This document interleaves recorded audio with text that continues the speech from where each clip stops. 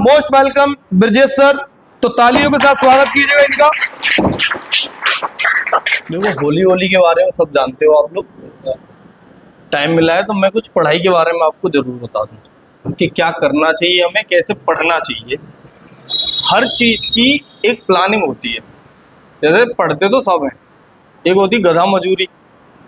जैसे सबसे ज्यादा काम इस समय पे आपसे पूछा जाए कि प्लांट में आसपास आप देख रहे हो तो सबसे ज्यादा काम कौन करता है, सबसे ज्यादा मेहनत कौन कर रहा है? गधा नहीं, इंसान की बात कर रहा हूं मैं कि इंसानों में सबसे ज्यादा मेहनत। जैसे आप देखो पल्लेदार होते हैं जो बोरी उठा के डालते हैं, तो असली मेहनत जिसको बोला जाएगा, जिसको आप मेहनत समझ रहे हो, वो तो वही है। पर हम यहाँ पे जिस मेहनत के लिए हैं, जो मेहनत आपसे करवाने के लिए बोली जा रही है, वो आपकी स्मार्ट मेहनत है। स्मार्ट वर्क जैसे बोलेंगे वो है ये। तो स्मार्ट वर्क के लिए आपको कुछ प्लानिंग करनी पड़ेगी। अब वो हर व्यक्ति की अपनी अपनी अलग दुनिया है, अपने अपने अलग घर परिवार है, उनके अलग अलग माहौल हैं। उन माहौलों के हिसाब से आप लोगों को अपनी प्लानिंग करनी चाहिए। जैसे अगर आपके घर पे सुबह के टाइम पे शोर होता है और आप सुबह के टाइम पे ही पढ़ना चाह रहे हो, तो आप गलत कर रहे हो। फिर अपने साथ आपको देखना पड़ेगा कि घर का माहौल क्या है। घर का माहौल का मतलब आपका जो वातावरण है वो कब आपको अलाउ कर रहा है पढ़ने के लिए। अगर किसी के घर में दिन भर शोर होता है तो भैया दिन भर आपके पास पढ़ने का कोई माहौल नहीं है। आप रात में पढ़िए और उसकी प्लानिंग बैठ के, जैसे अभी तुम्हें 3 दिन का टाइम मिल रहा है, वैसे टाइम नहीं मिलता। रेगुलर पढ़ाई होती है, रेगुलर काम होते हैं। अभी कोई खास ऐसा काम भी नहीं दिया जाएगा यहाँ से। मुझे लगता है कि क्लास नहीं लगी, मेरी अकेले की लगी है तो मैंने काम दिया, बाकी ने तो किसी ने काम दिया भी नहीं। तो आपके पास काम भी बहुत कम है। और जिन्होंने पहले से वो काम किया होगा उनके पास तो कोई काम ही नहीं है। वो काम तो तुम्हारा रेगुलर बेस का था ना, कि रेगुलर आप वो काम कर रहे हो। अगर आपने नहीं किया है तो आपको वो काम करना पड़ेगा और वो कर लो, क्योंकि वो भी एक स्मार्ट वर्क का हिस्सा है आपका। अगर आपके पास शॉर्ट नोट्स तैयार रहेंगे तो जो चीजें आप 4 दिन में पढ़ पाओगे, वो हो सकता है तुम 4 घंटे में पढ़ लो। इतना ज्यादा फर्क आ जाएगा स्मार्ट वर्क से। तो आप जो अपने काम कर रहे हो उसको थोड़ा सा स्मार्ट तरीके से करो। जैसे टाइम टेबल आपको सेट करनी है तो ऐसे टाइम टेबल सेट मत करो जैसे रोबोट करते हैं।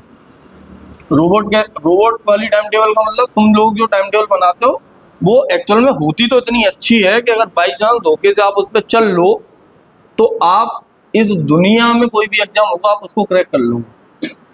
क्योंकि आपकी जो टाइम टेबल आप बनाते हो, मैंने भी बनाई है अपने टाइम पे, और मुझे लगता है कि मेरे ही तरह से आप बनाते होगे कि सुबह जगेंगे 6 बजे। उसमें टाइम होता है, लिखा होता है कि सुबह 6 बजे जगना है। फिर 6 से 7 बजे तक हमें हिंदी पढ़नी है, 7 से 8 बजे तक हमें मैथ पढ़ना है। ऐसे करके फिक्स रहता है। उसमें खाने का भी टाइम फिक्स रहता है कि 9 से 10 बजे के बीच में ही खाएंगे। हर चीज रहती है, नहाना है, नहाने धोने, जो भी तुम्हारे काम होते हैं दिन के, वो सारे काम आप उसमें सेट कर लेते हो। करते हो नहीं करते? पर वो काम सेट करने के बाद वो काम एक्चुअल में तुम करते हो क्या? वो काम तो नहीं हो पा रहे। क्यों नहीं हो पा रहे? क्योंकि हमने अपने आप को इंसान समझ के टाइम टेबल नहीं बनाई, हमने आपको मशीन समझ के टाइम टेबल बनाई है कि 6 से 7 मतलब 6 बजे जगना ही है। अब हो सकता है कि तुम्हारे घर पे कोई प्रोग्राम हो, फंक्शन हो, तो आप उस दिन क्या कर रहे हो? रात में फंक्शन अटेंड कर रहे होगे, जग रहे होगे भैया। रिश्तेदार अगर कोई आए होंगे तो उनकी खातिरदारी कर रहे होगे, और फिर तुम सुबह 6 बजे तुम्हें जगना है, लेकिन शरीर तुम्हारा तुम्हें जगने नहीं दे रहा है। क्योंकि भैया देखो, मेन काम कौन करेगा? बॉडी तो करेगी सारे काम। और बॉडी को ये टाइम नहीं है कि भैया 6 बजे आप नहीं जग सकते, बॉडी आपकी अलाउ नहीं कर रही है। तो आप 6 बजे जग के क्या कर लोगे? जग भी जाओगे, पढ़ने बैठ भी जाओगे, तो भी आपको समझ में नहीं आने वाला है, क्योंकि सिर में दर्द हो सकता है, भारी भारी फील होगा सिर। तो बेहतर ये है कि आप अपना टाइम टेबल ये रोबोट वाला मत बनाओ। क्योंकि मैं भी कभी इस पर चल नहीं पाया। एक दिन जरूर चल लेते हैं जिस दिन हम टाइम टेबल बनाते हैं, उस दिन हम पक्का चलते हैं, क्योंकि उस दिन हम मोटिवेट होते हैं और हम अपने हिसाब से अपनी प्लानिंग कर रहे होते हैं। एक्चुअल में होगा क्या इस चीज से, जब आप टाइम टेबल बना लोगे और उस पर नहीं चलोगे, तो धीरे धीरे आपके अंदर का जो सेल्फ कॉन्फिडेंस है, जिसे हम आत्मविश्वास कहते हैं, जो खुद पे भरोसा होता है, वो कम होता है। जब आपने टाइम टेबल बनाई, आपने किसी और को दिखा के टाइम टेबल बनाई? आपने खुद अपने आप ही तो टाइम टेबल बनाई।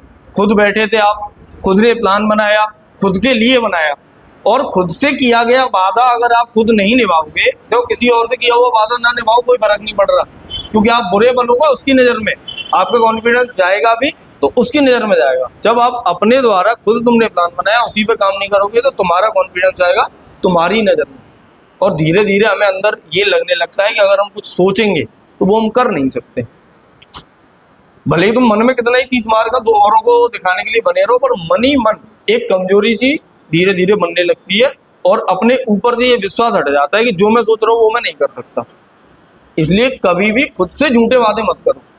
आप पूरी दुनिया से झूठे वादे कर रहे हो कोई फर्क नहीं पड़ रहा, पर अगर आप अपने आप से झूठे वादे कर रहे हो तो फर्क पड़ेगा, आपकी खुद की लाइफ में पड़ेगा। तो अपने अगर उस सेल्फ कॉन्फिडेंस को नहीं खोना चाहते हो, जैसे एक जज्बा होता है इंसान के अंदर, हो सकता है तुम लोगों के अंदर भी हो कि अगर आप चाहोगे वो कर लोगे, अगर आप कुछ ठान लो तो वो आप कर सकते हो। ये जज्बा उन्हीं लोगों के अंदर कायम रह सकता है जिन्होंने अपने द्वारा किए गए वादों को पूरा किया।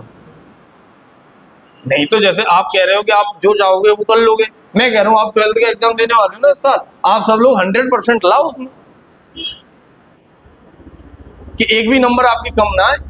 आप खुद कह रहे हो ना मैं जो चाहूंगा मैं वो कर लूंगा, अरे 100 छोड़ो, आप 90% ले आओ, सब ले आओ 90%। तो जब सब 90% कब ला पाओगे? क्या इस समय आपको अपने ऊपर भरोसा है कि आप सब लोग 90 ले आओगे? क्योंकि कहीं ना कहीं आपने अपने आप से ये गलत जो झूठे वादे किए हैं वो पहले से किए हुए हैं। एक तो मन में आप खुद को 30 मार का भी समझ रहे हो कि मैं जो चाहूँ वो कर लूंगा, और कर कुछ पा नहीं रहे हो। तो अपने लिए जो टाइम टेबल आप सेट करो वो भले ही पूरे दिन में, जैसे कई बच्चे ऐसे होंगे जो अभी पढ़ ही नहीं रहे होंगे, जिन्होंने पढ़ना स्टार्ट ही नहीं किया, पढ़ रहे होंगे तो आधे घंटे पढ़ रहे होंगे, 1 घंटे पढ़ रहे होंगे। तो भैया 1 घंटे पढ़ने वाला व्यक्ति, उसकी बॉडी जो है वो कितने घंटे काम कर रही थी? 1 घंटे। अब वो काम बॉडी से कितने घंटे लेना चाह रहा है? 12 से 15 घंटे, क्योंकि आपकी जो टाइम टेबल बनती है उसमें कम से कम 10 से 12 घंटे आप पढ़ने के लिए रखते हो कि 2 घंटे मैथ पढ़ूंगा, 2 घंटे फिजिक्स पढ़ूंगा, 2 घंटे केमिस्ट्री पढ़ूंगा। पर वो बॉडी जो आपकी थी वो पहले तो 1 ही घंटे पढ़ रही थी ना, अब एक साथ वो 11 घंटे का लोड कैसे झेलेगी? तो बदलाव जब भी आप करोगे, चाहे वो बाहर हो चाहे वो आंतरिक हो, उन दोनों ही बदलावों में विरोध तो होगा। और विरोध होना एक प्रकृति का नियम है कि प्रकृति खुद विरोध करेगी जब भी कोई चीज होगी। जैसे आप सुबह रोज जगते हो 8 बजे और फिर तुमने टाइम टेबल सेट कर लिया 4 बजे जगने का, और 4 बजे आप जगना चाहोगे तो आपका शरीर आपका विरोध करेगा कि भाई साहब ये आपके लिए उचित समय नहीं है जगने में, और आप अलार्म वगैरह लगाओगे उसको बंद करके फिर सो जाओ। तो सबसे जो बड़ी चीज है वो यही है कि अपना जो टाइम टेबल आप बनाओ वो इस हिसाब से बनाओ जो आप फॉलो कर पाओ। भले ही वो दिन में 2 घंटे पढ़ने के लिए बनाओ, पर वो 2 घंटे हम पर डे पढ़ रहे होंगे, आपका टाइम टेबल फेल नहीं होगा। तो फिर आप 2.5 घंटे भी कर लोगे उसको, 2.5 से फिर 3 भी कर लोगे, 3 से 4, और ऐसे धीरे धीरे करके पढ़ोगे तो आप हो सकता है कि 10 से 12 घंटा भी पढ़ना स्टार्ट कर दो। और जो आप सोच रहे हो कि 90% नहीं आ सकती, आप 90 नहीं, आप 100% भी ला सकते हो। फिर एक और चीज मैंने बच्चों में देखी है कि हम जो प्रतिस्पर्धा करते हैं, जो कंपटीशन करते हैं, वो अपने से नहीं करते, हम दूसरों से करते हैं। जैसे आपकी क्लास का कोई टॉपर है, अगर कोई बच्चा कंपटीशन करना चाह रहा है तो वो उस टॉपर से कंपटीशन करना चाह रहा है, और टॉपर से कंपीट करके वो क्या चाह रहा है, मैं टॉपर से आगे निकल जाऊं। तो उसके लिए आप क्या करोगे, जल्दबाजी में, जैसे उसने पहला चैप्टर याद कर लिया है और आपको उस पहले चैप्टर का एक पेज भी याद नहीं है, तो आप क्या चाह रहे हो, वो पूरा चैप्टर आपको भी याद हो जाए, तभी तो आप उसके बराबर में पहुंचोगे। लेकिन होगा क्या, अगर एक ही दिन में आप एक चैप्टर याद करने की कोशिश करोगे तो वो आपको याद ही नहीं होगा। फिर आप वापस कहाँ पहुंच जाओगे, क्या छोड़ो बनेगा टॉपर पे, ऐसे ठीक है। तो आप ऐसा मत करो। यहाँ कोचिंग में आप लोगों के टाइम टू टाइम हम टेस्ट भी लेते हैं, तो जब भी मान लो हमने कोई टेस्ट ली, आप मत करो कंपटीशन करना क्यों टॉपर से, कंपटीशन करना तो खुद से करो। जैसे मैं खुद भी अगर अपनी खुद की कहूँ तो मेरा कॉन्फिडेंस जो कंपटीशन है, हमारे साथ 4 लोग और 3 लोग और 4 पढ़ाते हैं, 3 तो ये फोटो और साथ में लगी है मेरे, और एक पंकज सर आते हैं। मेरा किसी से कोई कंपटीशन नहीं है। बाहर इतनी कोचिंगें चल रही हैं, इतने स्कूल चल रहे हैं, किसी भी व्यक्ति से हमारा कोई कंपटीशन नहीं। और ये आपने महसूस किया होगा कि आप जब से पढ़ने आए हो, हमने किसी भी एक भी इंस्टीट्यूट की कभी कोई बात की हो तो आप बता दो कि वो गलत चल रहा है या वो अच्छा पढ़ा रहे हैं। भाई सब अपनी जगह अच्छा पढ़ाते हैं, सब अपनी जगह अच्छे चल रहे हैं, पर हमारा किसी से कॉन्फिडेंस जो कंपटीशन है ही नहीं। मेरा कॉन्फिडेंस अगर कॉन्फिडेंस निकल रहा है, मेरा कंपटीशन अगर किसी से है तो वो केवल मुझसे है। मैं अपने लिए करता हूँ जो करता हूँ। अगर आपको लग रहा है कि मैं पढ़ा रहा हूँ तो आपके लिए पढ़ा रहा हूँ, तो मैं आपके लिए नहीं पढ़ा रहा हूँ, मैं पढ़ा रहा हूँ अपने मन की तसल्ली के लिए बस। और अभी जो मैं समझा रहा हूँ, इस समझाने से मुझे नहीं पता आप में बदलाव आएगा नहीं आएगा, पर हाँ मुझे एक मन में तसल्ली जरूर आ जाएगी कि एक बार मैंने बच्चों को समझाया जरूर था कि आप अपनी लाइफ में एक अच्छा काम कर सकते हो। तो मैं सब कुछ अपने लिए करता हूँ, और मेरा जो कंपटीशन भी है वो मेरे से है। मैं ये सोच के चलता हूँ कि आज जहां मैं हूँ, मैं उस स्तर से थोड़ा सा ऊपर उठूंगा बस। ना मेरा कॉन्फिडेंस कंपटीशन है वो सूरज सर से है, ना रमन सर से है, ना सोनू सर से, किसी से नहीं। भाई जो अपने जगह पे जो कर रहे हैं वो अपना करें, मुझे इनमें से किसी से आगे नहीं निकलना है। मुझे अगर किसी से आगे निकलना है तो खुद से आगे निकलना है बस, कि मैं जहाँ हूँ मैं उस पोजीशन से थोड़ा सा ऊपर उठ जाऊँ, फिर जिस पोजीशन में मैं पहुंच जाऊंगा वहां से फिर थोड़ा सा और ऊपर उठने की सोचूंगा। तो ये छोटे छोटे जो टारगेट्स हैं, ये हमें एक्चुअल में बड़े टारगेट की तरफ ले जा रहे होते हैं। तो आप लोग भी अपने जीवन में अगर किसी से कंपटीशन करना चाहते हो तो वो खुद से करो बस, कि आज अगर मुझे जोड़ घटाए गुणा भाग नहीं आ रहे हैं तो अगले 5-7 दिन में वो आ जाए, फिर उससे ऊपर की जो चीजें होती हैं उनकी मैं तैयारी करूंगा। तो छोटे छोटे टारगेट्स बनाओ, उन टारगेट को बनाने की प्लानिंग बनाओ। इन 3 दिनों में बैठ के एक खाका तैयार कर लो पूरा अपने कॉपी में, कि मैं पर डे इस हिसाब से पढ़ूंगा। भले ही जैसे किसी को ज़्यादा याद नहीं होता, कई सारे लोग होते हैं समस्या रहती है उनकी कि मुझे याद नहीं होता भूल जाता हूँ, तो आप मत करो ना पूरा एक चैप्टर याद एक दिन में। आप एक पेज याद कर सकते हो क्या? एक पेज तो याद कर लो। एक पेज नहीं, एक हेडिंग तो याद कर सकते हो। तो आप केवल एक हेडिंग की तैयारी करो ना, फिर जो आपका लेवल है आप वहां से स्टार्ट करो। आज आपको एक हेडिंग याद होगी तो हो सकता है कि अगले 10 दिन तक एक एक हेडिंग करके आप चलोगे ना, तो आप एक पेज पे भी पहुंच जाओगे, और एक पेज पे पहुंचोगे तो एक चैप्टर भी पूरा होगा फिर। तो जो कछुआ और खरगोश की कहानी सुनी है, एक्चुअल में वास्तव में अगर आप देखोगे तो कछुआ कभी भी खरगोश से जीतेगा। और वो कहानी हमको केवल ये ज्ञान देती है कि निरंतरता में जो ताकत होती है वो किसी भी चीज में नहीं है। आप पर डे पढ़िए, बस अपनी प्लानिंग इतना बना लो 2 घंटे ही पढ़ना हो भले, पर वो 2 घंटे में प्रतिदिन पढ़ना है। ऐसा नहीं करेंगे आज पढ़ लिए 2 घंटे, फिर 4 दिन ना पढ़ रहे, फिर 2 ही घंटा पढ़ रहे हैं, तो उनसे कुछ नहीं होगा। प्लानिंग बनाओ, टाइम टेबल बनाओ, जो सिलेबस है आपके, जो सिलेबस अगर आप सही से देखोगे आपको क्लास में पढ़ाया जा रहा है। मैं अपना खुद का बताऊं, मैं मैथ फिजिक्स आपको पढ़ा रहा हूँ, तो मैथ में ज़्यादा से ज़्यादा 2 पेज भरते हैं, फिजिक्स में 1 या 2 पेज फिजिक्स में भरते हैं। अगर आप उसी को याद करना, बस उतना ही टारगेट है आपका दिन का, तो आपको कितना टाइम लगेगा मैक्सिमम? ज़्यादा से ज़्यादा पूरे 3 घंटे की क्लास को पढ़ने में आपको 1 घंटे का टाइम लगेगा। फिर आपको घर पे नहीं बनानी, आपको जो कुछ करना है घर पे वो रफ करना है, फेयर नहीं करनी।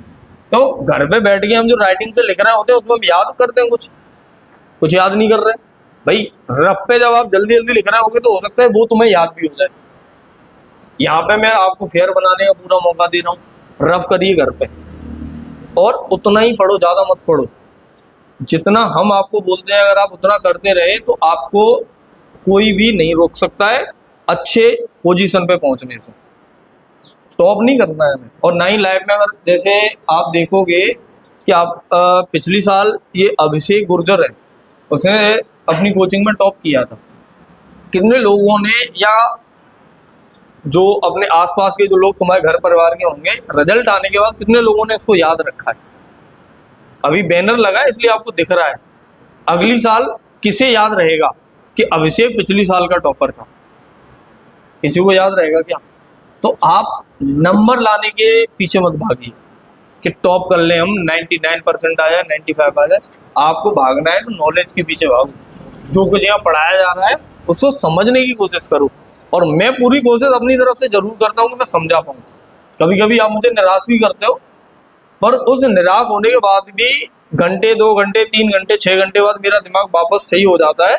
तो मैं यही सोच के भूल जाता हूँ कि चलो ठीक है, बच्चे हैं, अगर ये कुछ गलती कर दे रहे हैं और हम भी इन्हीं के जैसे हो जाए तो फिर हम में और बच्चों में फर्क क्या रहेगा?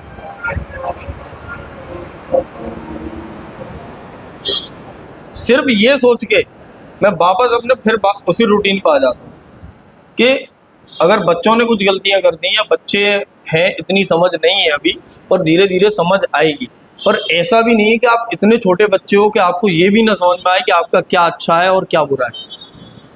आप सबको पता है भली भांति कि किन कामों को करने से आप ऊपर उठोगे और किन कामों को करने से आप नीचे गिरोगे। उसके बावजूद भी आप वो काम नहीं कर रहे हो जो आपको ऊपर उठाएंगे। देखो, प्लानिंग तो बनानी पड़ेगी, प्रॉपर प्लानिंग बनाओ। जितने सब्जेक्ट है, कोई 12th के साथ साथ किसी और चीज की तैयारी करना चाहता है, देखो 12th के साथ ऐसा नहीं कि तुम 12th ही पढ़ सकते हो खाली। अगर आपको तैयारी करनी है, आगे जेईई मेन देना है, नीट देना है, उसकी तैयारी अभी से करिए। आपको अलग से एक साल जो ड्रॉप लोगे, आप ड्रॉप लेने का मतलब है, कई सारे लोग ये सोच रहे होते हैं कि मैं पहले 12th कर लेता हूँ, फिर 12th के बाद एक साल जेईई मेन की तैयारी करूंगा।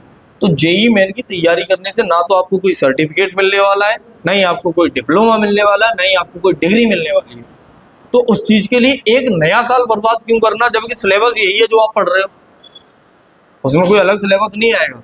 अगर किसी ने एक आध कोई वीडियो वगैरह देखी हो, तो जैसे आपको पहला चैप्टर स्टार्ट कर दिया मैंने, इलेक्ट्रिक फील्ड एंड चार्जेस, विद्युत आवेश एवं क्षेत्र पढ़ रहे हैं, तो आप पाओगे कि वो जो लोग जो जेईई मेन की तैयारी करा रहे हैं, वो ऐसा कुछ भी नया नहीं पढ़ा रहे हैं जो मैं आपको यहाँ पढ़ा रहा हूँ।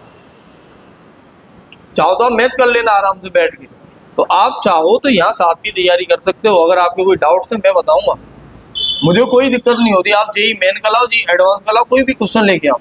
और जब आप ऐसा क्वेश्चन लेके आते हो जो मुझसे नहीं आता, मुझे बहुत खुशी होती है। मैं लिटरली बता रहा हूँ आपको सही से, मुझे कोई बुरा नहीं लगता। जैसे मैं कोई सवाल बोर्ड पे आपको करा रहा हूँ और कराते कराते मैं भूल जाऊँ, तो मुझे ना तो कोई इसमें शर्मिंदगी महसूस हो रही है, ना ही मुझे बुरा लग रहा, और ना ही मैं अपने आप को ये मान रहा कि मैं टीचर हूँ, मुझ पे नहीं आया। भाई देखो, आज की दुनिया में परफेक्ट तो कोई है नहीं, कोई भी बना रहे। मैं भी इंसान हूँ, तुम भी इंसान हो, मैं भी भूलूंगा, तुम भी भूलोगे। तो जब मैं अपना कॉन्फिडेंस टीचर होते हुए ये डाउन नहीं कर रहा कि मुझे सवाल नहीं आया तो मेरी कोई इंसल्ट हो गई, तो आप लोग क्यों कर रहे हो? अगर आपको सवाल नहीं आ रहा तो भाई, सवाल ना आना कोई बुरी बात थोड़ी है। सवाल नहीं आ रहा है, हम दोबारा कोशिश करेंगे। कोई चीज होगी, हो सकता है हमने नहीं पढ़ पाई इसलिए नहीं आ रहा, वो पढ़ूंगा मैं। आपने कोई सवाल पूछा, मुझे नहीं क्लिक कर रहा है, मैं टाइम वेस्ट ही नहीं करता। मुझे जैसे ही लग रहा है मुझे हो सकता है नहीं आएगा, मैं डिस्कशन ही क्यों करूँ उस पर। पहले मैं पढ़ूंगा, सीखूंगा उस सवाल को, तब मैं तुम्हें सिखाऊंगा। और सीखना आपको स्टार्ट करना पड़ेगा। मैं भी सीख रहा हूँ, आपको पढ़ाने के लिए आता हूँ, मैं पर डे पढ़ता हूँ। एक भी दिन ऐसा बाकी नहीं जाता जिस दिन मैं पढ़े बिना आया हूँ।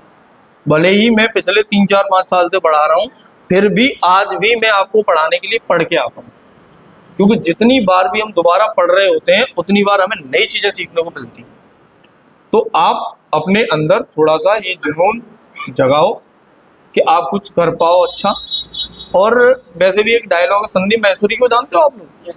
तो संदीप मैसूरी सर कहते हैं कि जितना आप सोच रहे हो आपको उससे भी ज्यादा मिलेगा, पर कम मिलेगा। पहले आप अपने फील्ड के अच्छे खिलाड़ी तो बनो। अभी हमारा फील्ड क्या है? पढ़ना है, और तो कोई आपके पास फील्ड है नहीं फिलहाल। और अगर किसी के पास है भी, तो आप उस फील्ड के अच्छे खिलाड़ी बनिए, आप पढ़ाई के अच्छे खिलाड़ी बनिए। आप जो सोच रहे हो ना, आपने 90% सोचिए, आपकी 90% से भी ज्यादा आएगी। पर आप उसके ढंग से खिलाड़ी तो बन जाओ, ढंग से पढ़ तो लो, ढंग से प्लानिंग तो करो आप अपनी। और आप लोग पढ़ने आ रहे हो, यहाँ तक आते हो भैया, टाइम दे रहे हो, पैसा भी खर्च कर रहे हो, और यहाँ पे आने वाले लोग जो भी हैं उनके घर परिवार वाले मेहनत कर रहे हैं। कोई, मुझे तो तुम में से ऐसा कोई नहीं लग रहा है कि जो टाटा अंबानी का लड़का हो, और टाटा अंबानी का लड़का होता तो यहाँ पढ़ने ही नहीं आ रहा होता। एक्चुअल में वो ज़्यादा फीस देना चाह रहे होते हैं, यहाँ कम फीस में हम पढ़ा रहे हैं, तो कम फीस में तो कोई नहीं पढ़ना चाह रहा। कम फीस में अच्छी भी चीज़ मिल रही हो, उसकी भी वैल्यू कम हो जाती है। आप लोगों को वैल्यू भले ही नहीं है, पर मैं आपको बता दे रहा हूँ, जब आप 12th करके यहाँ से निकल के जाओगे तो आप पाओगे जो आप 60,000 70,000 में जो पढ़ रहे हो ना, वो आपको यहाँ 200 रुपये पर मंथ की फीस में पढ़ा दिया गया। आपको लग भले ही नहीं रहा है, पर हाँ 12th के बाद जो बच्चे निकल के जाते हैं वो लौट के आते हैं, तो वो ये पाते भी हैं और हमको बताते भी हैं कि जो चीज़ आपने यहाँ पढ़ाई उससे अलावा ज़्यादा कुछ नहीं मिला। हाँ, आप लोग मेहनत करोगे तो आप ज़्यादा निकलवा सकते हो हमसे। देखो, हमारे पास पढ़ने के लिए, पढ़ाने के लिए बहुत सारी चीज़ें हैं, आपको हम कुछ भी बता सकते हैं, पर वो बताएंगे कब? जब आपके अंदर की ललक हमको दिखे। आज मैंने 3 क्वेश्चन आपको दिए, उन 3 क्वेश्चन को करके लाए आपकी पूरी क्लास में से सिर्फ 6 ही बच्चे। अब 6 बच्चे करके लाएंगे, 6 बच्चे कोशिश करेंगे, तो मैं गारंटी के साथ कह रहा हूँ, उन्होंने अगर खोजा होगा तो सिर्फ उन्हें वही क्वेश्चन नहीं मिला होगा, उन्हें और भी क्वेश्चंस मिले होंगे, और भी चीजें मिली होंगी जो उन्होंने मेरे क्लास में नहीं बोली वो भी उन्होंने सीखी होंगी अगर खोजा होगा तो। मैं आपको सब कुछ बताना ही नहीं चाहता कभी, क्योंकि मेरे हिसाब से पढ़ाने का जो सही तरीका है, मेरे हिसाब से, दुनियादारी का मुझे नहीं पता, अगर मैं आपको सब कुछ इतने अच्छे से बता दूं, सारी चीजें पढ़ा दूं, तो मैं एक्चुअल में आपके साथ सही नहीं कर रहा, मैं आपके साथ गलत कर रहा हूं, क्योंकि मैंने आपको मौका ही नहीं दिया सोचने का। जो सवाल आपके अंदर बन सकते थे, जिन पे आप कोई नए एक्सपेरिमेंट कर सकते थे, नए तरीके खोज के ला सकते थे, वो मौका आपको नहीं मिलेगा अगर मैं सब कुछ आपको पहले से ही लगा दूंगा। मैं चाहता हूँ आपकी जो थिंकिंग पावर है वो बदले, वो बढ़े। अगर पढ़ाई में बढ़ेगी, बाकी फील्ड में अपने आप बढ़ जाएगी। तो आपको अगर कभी सवाल यहाँ से दिया जा रहा है ना, वो कुछ न कुछ उसके पीछे बैकग्राउंड में छुपा होगा, तभी मैं देता हूँ, नहीं तो मैं सवाल घर के लिए देता ही नहीं। अगर मैं स्पेशल कुछ ऐसे सवाल जैसे दिया था कि वो आवेशित छड़ से वो कागज के टुकड़े क्यों चिपक रहे हैं, उसमें कोई लॉजिक था, जिन्होंने खोजा होगा उन्हें लॉजिक मिला भी होगा, और जिन्होंने पता कर लिया कि मेरा सही था, उनका कॉन्फिडेंस भी बढ़ा होगा कि जहाँ से भी मैं पढ़ के आया वहाँ पे कुछ ना कुछ मिल रहा है, तो दोबारा भी अगर सर कुछ देंगे तो मैं वहाँ पे जाके पढ़ सकता हूँ, तो उस किताब से देख सकता हूँ, कहीं ना कहीं से तो खोजा ही होगा। देखो अपने आप रातों रात बैठ के तो इनको नहीं मिल गया कि वो जो एक तरफ प्लस आ जाए एक तरफ माइनस आ जाए, कहीं से पढ़ा इन्होंने। अब ये भी हो सकता है कि तुम में से बैठे हुए लोगों में से कई सारे को तो यही नहीं पता होगा पढ़ना कहाँ से, ये हो सकता है। मैं ये मान के चल रहा हूँ आपको नहीं पता है कहाँ से पढ़ना है, पर जिन 6 लोगों ने बताया उन्हें तो पता है ना कहाँ से पढ़ना है। तो आप उनसे पूछते क्यों नहीं हो भाई साहब तुमने पता कैसे किया, बताओ। आपके अंदर सवाल ही पैदा नहीं हो रहे, और आपकी ये उम्र है, इस उम्र पे सवाल निकल के आने चाहिए। मैं आपकी उम्र पे था, मैं भी कोई खास ऐसा नहीं कि मैं टॉपर रहा हूँ अपने कॉलेज का या अपने स्कूलों का। आप जो बैठे हुए हो, आपको इतनी चीजें मिल रही थी, उतनी भी चीजें नहीं मिल रही थी। जितना आप पढ़ने आते हो मैं उतना पढ़ा भी नहीं सही मायने में। तो अगर 12th में परसेंट देखी जाए तो सिर्फ कहने के लिए फर्स्ट डिवीजन बन गई है, ऐसी कोई परसेंट नहीं बनी कि मैंने उस अपने टाइम पे कोई टॉप किया हूँ। मैं मैथ पढ़ाता हूँ, मैथ में सबसे कम नंबर आए थे मेरे, और मैथ का मैं टीचर हूँ। पर हाँ, एक चीज उससे समझ में मुझे जरूर आ गई कि तुम आज चाहो आज पढ़ लो तो आप सीख जाओगे, आप 2 साल बाद सीखना चाहोगे ना, तरीका यही है कि पढ़ना ही पड़ेगा। आप अगर ये सोच रहे हो कि बिना पढ़े आपको मैथ आ जाए, बिना पढ़े आपको फिजिक्स आ जाए, नहीं आ सकती। उस समय मैंने नहीं पढ़ा तो उस समय मुझे नहीं आता था, अब मैंने पढ़ा तो अब मुझे आता है। तो और कहाँ से पढ़ना स्टार्ट किया, मैंने 0 से पढ़ना स्टार्ट किया है। भले ही मैं बीटेक करने के बाद आपको पढ़ाने आया, फिर भी मैंने 0 से, मैंने आपकी फर्स्ट से लेके 12 तक की सारी एनसीईआरटी की गणित की किताबें पढ़ी, और तब मुझे पता चला कि ये जो हम छोड़ के आ रहे हैं एक्चुअल में सारी चीजें, जो डाउट्स हमारे बनते हैं वो तो वहीं रह गए। अगर वही चीज सबको आ जाए ना, कोई बच्चा जो आप 12th में हो, आप फर्स्ट से लेके 10 तक की एनसीईआरटी की सारी मैथ की किताबें पढ़ के एक बार देख लो, उनको समझ लो, उनके एग्जाम्पल्स लगा लो, आपके जो डाउट इधर आने वाले वो आएंगे नहीं, सब खत्म हो जाएंगे अपने आप ही। मेरे हो गए, कहीं ऐसा नहीं अलग से कहीं ट्यूशन लिए हो मैंने उसके लिए, कुछ नहीं है, सारी चीजें पढ़ने से ही आई है। और जो भी आप पढ़ रहे हो हमारे पढ़ाने से, या किसी और टीचर के पढ़ाने से, या स्वयं भगवान उतर के यहाँ आ जाए उनके पढ़ाने से, अगर आपको लग रहा है आप होशियार हो जाओगे, तो आपको भाई साहब गलत लग रहा है। आप केवल और केवल एक ही व्यक्ति के पढ़ाने से होशियार हो सकते हो, और वो तुम खुद हो। अगर तुम खुद पढ़ोगे तो आप होशियार हो जाओगे, हमारे पढ़ाने से कोई होशियार नहीं होगा। ठीक है, थोड़ा बहुत देखो भटकोगे, ऐसी बात नहीं, आप कोशिश करोगे तो असफलताएं भी मिलेंगी। जैसे आपने एक बार ट्राई किया, हो सकता है आप सफल ना हो सकता है आपको सवाल ना आए, हो सकता है आपको वो चीज जो जहां मिलनी थी वहां पे ना मिले, पर हमें अपने प्रयास बंद नहीं करने, क्या हम अपने कोशिश करना ही भूल जाए कि हम नहीं कोशिश कर रहे, क्योंकि कोशिश करने वालों की कभी हार नहीं होती, ये हमने सुना है, पर हमारी तो हार हो रही है, हम कोशिश कर रहे हैं। ये जो गाना भी है ना, कोशिश करने वालों की हार नहीं होती, ये एक्चुअल में गाना ये बता रहा है कि कोशिश करते रहने वालों की हार नहीं होती। अगर तुम ये सोच रहे हो कि एक बार कोशिश कर ली इसके बाद ही हार नहीं होगी, तो हो सकती है। वजन उठाना एक कला होती है, वजन उठाता है कोई, जैसे नाल वगैरह उठाते हैं, ये एक कला है। ताकत हर बार वजन नहीं उठा सकती। जैसे आज अगर आप कभी जिम जाओ तो हो सकता है कि आप 5 किलो का डंबल ऐसे ऐसे कर पाओगे, लेकिन अगर वहीं 15 किलो का दे दिया जाए तो आप नहीं कर सकते। पर आप रेगुलर बेसिस पर जाओ और हर दिन थोड़ा थोड़ा वजन बढ़ाते जाओ, तो अगले 1 महीने के अंदर तुम 15 नहीं तुम 20 किलो का डंबल ऐसे उठा रहे होगे, और भले ही आपकी क्षमता अभी इतनी नहीं है, क्योंकि ये प्रैक्टिस है। वजन उठाना एक प्रैक्टिस है, धीरे धीरे बढ़ाते जाओगे तो धीरे धीरे बढ़ता जाएगा। ऐसे ही कोशिश आप करते रहोगे तो धीरे धीरे आप अपने सब्जेक्ट में अच्छे होते जाओगे।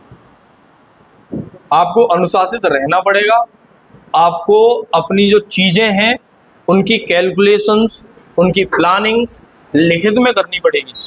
अगर किसी की कैलकुलेशन यहाँ चलती है तो यहाँ से वो कभी कभी चली जाती है, तो आप लिखो, हर चीज को लिखित में प्लान करो कि मैं क्या पढ़ूंगा, कैसे पढ़ूंगा। फिर हर कुछ दिन बाद, 8 दिन बाद, 10 दिन बाद, मैं तो बोलूँ सप्ताह में 1 दिन की छुट्टी मिलती है, उस छुट्टी वाले दिन जाग के सुबह बैठो और ये देखो कि जो मैंने प्लानिंग की मैं उस प्लानिंग पे कितना आगे चल रहा हूँ। और ये मुझे पूरा भरोसा है आप लोगों पे, जब भी आप प्लान कोई बनाते हो ना, वो इतना परफेक्ट प्लान होता है कि अगर आप उस पर चल जाओ तो आप जो सोच रहे हो वो हो जाएगा। पर उस प्लानिंग को बना तो हम लेते हैं, हम उस पर चलते नहीं हैं, इसलिए आप वहां पहुंच नहीं पा रहे हो जहां पहुंचना चाह रहे हो। तो आपको अपने प्लान के लिए अनुशासित रहना पड़ेगा। अनुशासन जिसे डिसिप्लिन बोलते हैं, क्या चीज है अनुशासन, है क्या? आप लोगों की नजर में अनुशासन क्या है? कि कोई एक आदमी आएगा, डंडा लेके यहाँ खड़ा हो जाएगा, फिर आपको यहाँ शांति से बिठाएगा, तब आप अनुशासित तो हो कहे जाओगे कि आप वो दूसरे आदमी की बात मान रहे हो डंडे के बल पे, इसलिए आप अनुशासित हो। या यहाँ पे आ गए, आपने हमारी कोई बेंच को उठका पटकी की तो आप नहीं कर रहे हो क्योंकि मार पड़ेगी, दंड मिल सकता है, इसलिए आप नहीं कर रहे हो, इसे आप अनुशासन समझ रहे हो क्या? ये ना तो अनुशासन है और ना ही इसे अनुशासित होना कहते हैं। आपने जो नियम बनाए, आपने जो प्लान बनाए, वो प्लान आपके लिए एक नियम का काम करेंगे। उन नियमों को अगर आप पालन करते हो विधिवत, वही आपका अनुशासन है।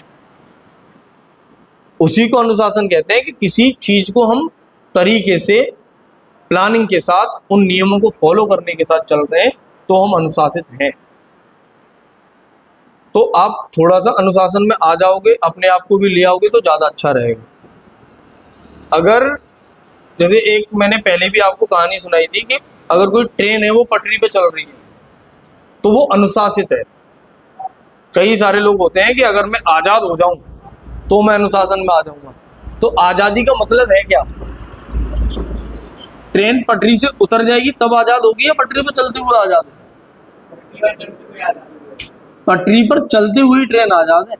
अगर वो पटरी से उतर जाए, जो आजादी तुम्हारे दिमाग में है कि जो हमारा मन करे, उससे किसी का कुछ बन रहा हो, बिगड़ रहा हो, पर हम कर लें, उसे तुम आजादी समझ रहे हो। और वो एक्चुअल में आजादी नहीं है। आजादी है कि आप नियमों का पालन करें, आप सामने वाले का सम्मान करें, जिससे कि वो भी आपको सम्मान दे। आप सम्मान दोगे तो सम्मान मिलेगा, नहीं दोगे आपको भी नहीं मिलेगा, सीधी सी बात। तो जब पटरी से अगर ट्रेन उतरेगी तो पलटेगी, दुर्घटनाएं होंगी, तो उसे हम अनुशासन नहीं कह सकते। कई बार आपको हो सकता है कि आपके मन में इस उम्र पर आते हैं कई सारे उल्टे सीधे ख्याल आते हैं, तो कई बच्चे ऐसे होते हैं जिनको उन्हीं के जैसे मिल जाते हैं अपने आप ही। जो अच्छा होगा अच्छा अच्छे को ढूंढ लेता है, और जो बुरा होगा बुरा बुरे को ढूंढ लेता है अपने आप। और वो जो दूसरा बुरा है, एक्चुअली बुरा तो कोई नहीं होता, उनके जो ख्याल उल्टे सीधे आ रहे होते हैं, एक के में आया, दूसरे ने उसको दबाया नहीं, उसका साथ दे दिया, तो वो जो 2 ख्याल एक साथ मिल गए, अब जो शक्ति थी वो दोगुनी हो चुकी है। अब उनको कहीं कुछ गलत काम करने जाना है तो पहले एक के दिमाग में था, और वो दूसरा उसको रोक देता उस समय पे कि नहीं ये काम करना सही नहीं है, देख दिक्कत हो जाएगी आगे। तो हो सकता है वो दूसरा आदमी भी ना करे, पर अगर दूसरा उसको कहते सही कह रहा जाओ तो मजा आ जाओ, तो फिर क्या होगा? वो काम को तुम अंजाम दे के आओगे, फिर आपके घर परिवार वाले, आपके मम्मी पापा आपको डांटेंगे। अगर यहाँ कोचिंग से संबंधित कोई चीज होगी तो हम डांटेंगे, फिर आपको ये लगेगा कि ये आदमी मेरा विरोध कर रहा है, ये विरोधी है मेरा।